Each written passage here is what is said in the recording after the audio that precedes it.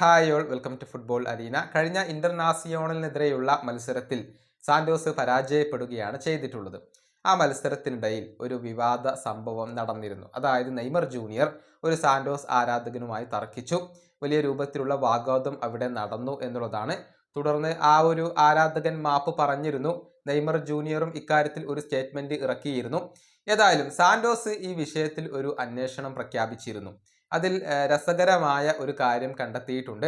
അതായത് ഈ ആരാധകൻ ടിക്കറ്റ് ഇല്ലാതെയാണ് ഈ മത്സരം വീക്ഷിക്കാൻ വേണ്ടി വന്നിട്ടുള്ളത്. അത് ഇപ്പോൾ അവർ കണ്ടെത്തിയിട്ടുണ്ട്.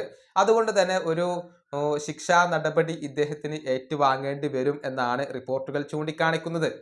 നമുക്കറിയാം, ആ വാഗ്വാദത്തിനിടയിൽ അദ്ദേഹം നെയ്മറോട് പറഞ്ഞ ഒരു കാര്യമുണ്ട്.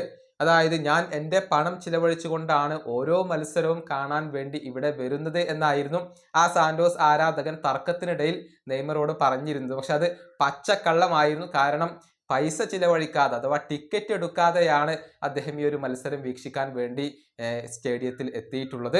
അത് സാന്റോസ് ഈ ഒരു അന്വേഷണത്തിൽ കണ്ടെത്തി കഴിഞ്ഞു എന്നാണ് മാധ്യമങ്ങൾ റിപ്പോർട്ട് ചെയ്തിട്ടുള്ളത്. അതുകൊണ്ട് തന്നെ അദ്ദേഹത്തിന് ഇക്കാര്യത്തിൽ ഒരു ശിക്ഷ ഏറ്റുവാങ്ങേണ്ടി വരും. ഏതായാലും ഈ രസകരമായ സംഭവം ഇപ്പോൾ ബ്രസീലിയൻ ഫുട്ബോൾ ലോകത്ത് വലിയ രൂപത്തിൽ ചർച്ചയായിട്ടുണ്ട്. ഈ വീഡിയോ അവസാനിപ്പിക്കുന്നു. അടുത്തൊരു വീണ്ടും കാണാം.